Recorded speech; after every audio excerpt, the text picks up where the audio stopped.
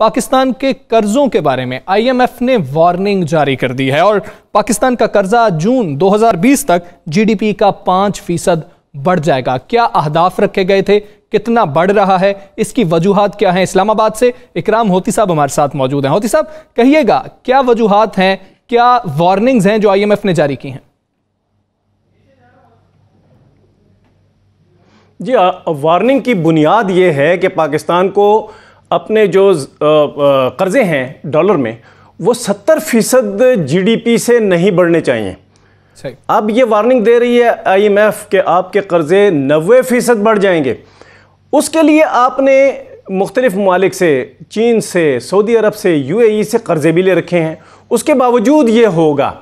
अब अगर ये हो गया तो IMF वार्निंग देता है कि आपके लिए कैपिटल मार्केट नहीं खुली हुई, आपकी सूरत हाल ऐसी हो गई है कि एक तो कोरोना है, उसने दुनिया को की मईशत को तबाह किया हुआ है, आपने अपनी मईशत को में इजाफ़ा नहीं किया, कर्ज़ों में इजाफ़ा कर लिया। ये जो दो बुनियादी बातें हैं कि आपने मईशत में इजाफ़ा नहीं किया, GDP ग्रोथ आपकी 4-5 से अब 1.2 पे आ गई है।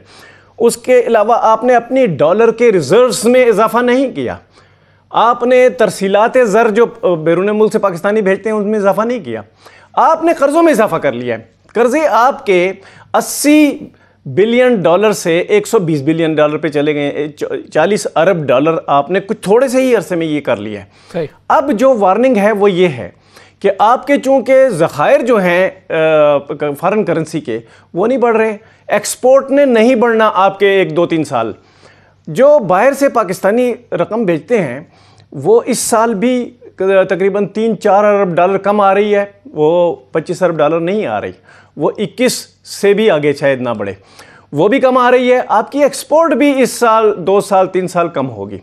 जो ये सूरत हाल आपकी बन गई है तो जो आप बॉन्ड बेच के दुनिया से डॉलर हासिल करते हैं वो आपके बॉन्ड भी नहीं बिकेंगे। ये जो सूरत हाल है, ऐसी वार्निंग IMF ने कभी हिस्ट्री में नहीं दी और बहुत कम मुल्कों को दी है दूसरी जगह पे भी, लेकिन पाकिस्तान को हिस्ट्री में ऐसी नहीं मिली। पाकिस्तान को जो पैसे दिए हैं उन्होंने 1.5 बिलियन के डॉलर के करीब, 1.4 बिलियन डॉलर, वो कहते हैं कि ये तो आपके जो अभी मौजूदा जो एमरजेंसी जो मामलात हैं उसको हल करने के लिए हैं, लेकिन आपने खुद एक रिज़र्व रखना था। वो रिज़र्व क्या था कि आपने एक एमरजेंसी रिज़र्व रखना था कि अगर आपने एमरजेंसी प्रोक्योरमेंट करनी है, मसलन अब जो कोरोना के लिए बाहर से रकम चाहिए, इंपोर्ट करने के लिए डॉलर चाहिए, वो इमरजेंसी रकम पाकिस्तान के पास नहीं है। वो 1.4 बिलियन डॉलर में से जब खर्च होगी तो जो कर्जे जो फौरी तौर पे अदा करने हैं वो भी एक इमरजेंसी पेमेंट है, जो उन पे सूद अदा करना है वो भी इमरजेंसी पेमेंट है। तो पाकिस्तान ने अपने आप को डॉलर में इमरजेंसी के लिए तैयार नहीं किया हुआ।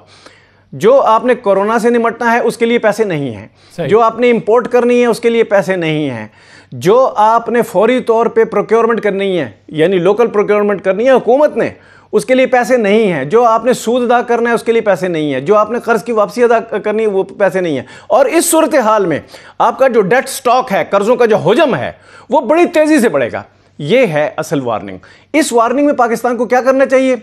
IMF अभी इसके बारे में तैयारी कर रहा है कि पाकिस्तान को बताएगा कि ये जो आगे 6 बिलियन डॉलर का हमने आपको कर्जे का पैकेज दिया हुआ है, इसमें से जब रिलीज करेगा अगली किस्त 40 करोड़ डॉलर की, तो उस वक्त ये बताएगा कि अब आपने क्या करना है। अगर ये बता दिया कि अब आपने टाइट करना है अपने आप को, तो फिर ये याद रखिए जो पेट्रोलियम की मसनूआत की कीमतें हैं जो कि आज $21 पे चली गई हैं फी बैरल पे, उसका फायदा आपको नहीं होगा। आप सस्ती गैस नहीं दे सकेंगे अवाम को और आप टैक्स रिलीफ ताजरों को नहीं दे सकेंगे। तो ये है वो वार्निंग जो कि बहुत ही खराब सूरत हाल की निशानदेही करती है कि बहुत मुश्किल वक्त पाकिस्तान पर, और इस हालत में भी डॉक्टर्स और जो हुकूमत है उनके दरमियान कुछ अनबन ही रही है। क्या ये अनबन वाकई ही दुरुस्त मुतालबात थे डॉक्टर्स के? क्या मसाइल मौजूद थे या फिर इस मामले में भी कुछ सियासत होती रही है? राना साहब, कहिएगा, ये मामला हल होता नजर नहीं आया, डॉक्टर शिकवे करते रहे हुकूमत से, क्या ये सब कुछ जेन्युइन इश्यूज थे या फिर पीछे कोई सियासत करता रहा है, हवा देते रहे? देखिए, इसमें ना आप कह सकते हैं कि 70% इशू बिल्कुल दुरुस्त थे। और इशू क्या था? इशू ये था कि जिस तरह आप देख रहे हैं PIC में क्या हुआ, PIC में जहाँ पे एक भी कोरोना का पेशेंट नहीं जा रहा, जिसमें कोरोना के पेशेंट ने वहाँ पे इलाज कराना नहीं है, वहाँ पे कोई आइसोलेशन वार्ड नहीं है, मगर वहाँ पर कई ऐसे मरीज़ के जिन्हें कोरोना था लेकिन वो हार्ट की तकलीफ की वजह से वहाँ के कोरोना मुंतकिल होना शुरू हो गया और PIC में कई डॉक्टर, कई नर्सिस, कई पैरामेडिकल स्टाफ के जो लोग हैं वो अब इस बीमारी में मुब्तला हो गए। अब इसी तरह मुख्तलिफ अस्पताल जहाँ पे आइसोलेशन वार्ड नहीं है, लेकिन वहाँ पे जो मरीज़ जा रहा है उसने कोरोना का टेस्ट नहीं करवाया हुआ, और अगर उसे कोरोना है तो उसको ट्रीट करने वाला डॉक्टर हो, चाहे उसे ट्रीट करने वाली मेडिकल टीम हो, चाहे उसे कोई भी वहाँ पे हो, मैं कहना एक आम हेल्पर हो वहाँ पे, वो भी इसका कोई ना कोई निशाना बन जाएगा।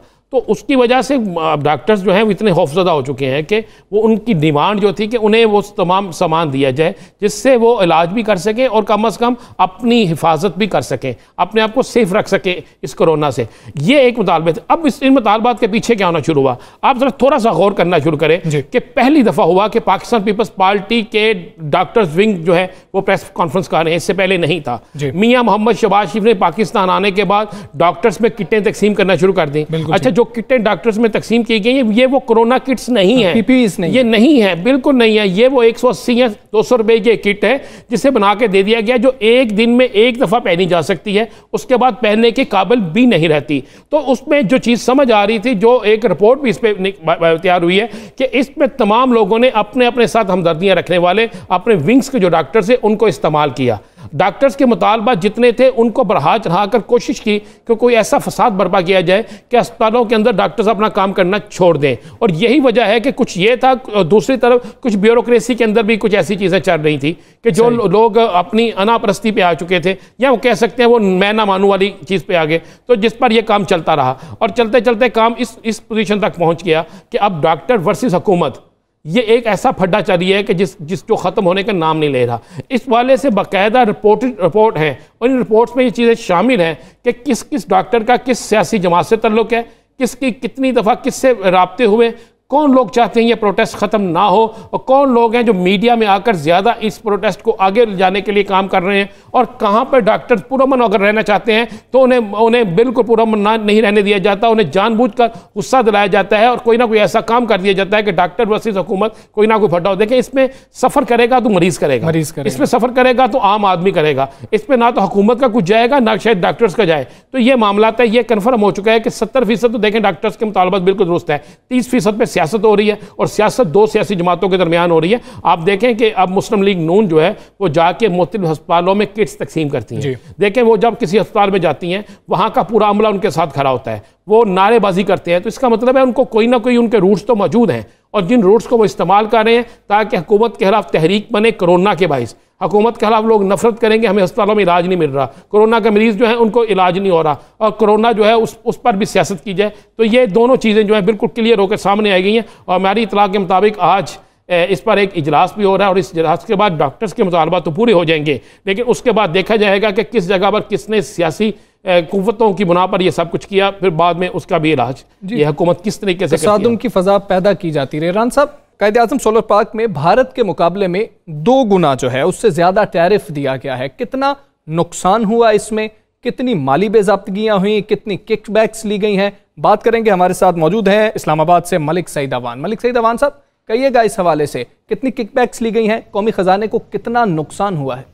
जी, वज़ीर आज़म को IPPs की जानिब से ज़ायद अदायगियाँ करने के हवाले से एक रिपोर्ट पेश की गई है। वो रिपोर्ट हमारे पास मौजूद है, जिसमें बताया गया है कि ज़्यादा टैरिफ देने की वजह से कौमी ख़जाने को 90 अरब रुपए का नुकसान हुआ है। 2 साल तक तो ज़्यादा टैरिफ दिया गया। 2 साल के बाद वफाकी हुकूमत और नेपरा को एहसास हुआ कि हमने टैरिफ ज़्यादा दिया हुआ है, और 2 साल के बाद मज़ीद प्लांट्स लगाने पर पाबंदी आयद कर दी गई। हमारे पास जो रिपोर्ट मौजूद है उसमें ये इंकशाफ किया गया है कि कायद-ए-आज़म सोलर पार्क में पंजाब हुकूमत ने $50 मिलियन की किकबैक्स ली हैं, जबकि उस पार्क में प्लांट्स लगाने वाली कंपनियों से $150 मिलियन की किकबैक्स का जो है वो उनको शुबा है। जो मतलब उन्होंने बताई कि 50 मिलियन की करप्शन मुकम्मल कन्फर्म है, जबकि 150 मिलियन की जो करप्शन है उसका शुबा है। इसी तरह भारत में उस वक्त जब 7 से 8 सेंट का यूनिट दिया जा रहा था, उस वक्त पंजाब हुकूमत ने नेपरा के साथ मिलकर जो है यहाँ पे 18 सेंट जो है वो दिया, इसका पर यूनिट टैरिफ लगाया। ये टैरिफ ज़्यादा होने की वजह से ना सिर्फ इससे बिजली महंगी हुई, बल्कि हमारी जो एक्सपोर्ट के अखराजात बढ़े और आलमी सतह पर उसके मुकाबले में कमी आई। अदायगियों का तवाज़ुन जो है वो भी ख़राब हुआ। और इससे मुल्क को 90 अरब का नुकसान हुआ। 2017 में जब आपको अंदाज़ा वफाकी हुकूमत ने इस पर पाबंदी आयद की, तहम उसके में जो पहले के उनके एग्रीमेंट थे वो मौजूद थे, और उसके तहत ये था कि 10 साल तक आप जो है वो 18 सेंट के हिसाब टैरिफ से बिजली सोलर पार्क में जो प्लांट लगेंगे उनसे ख़रीदेंगे।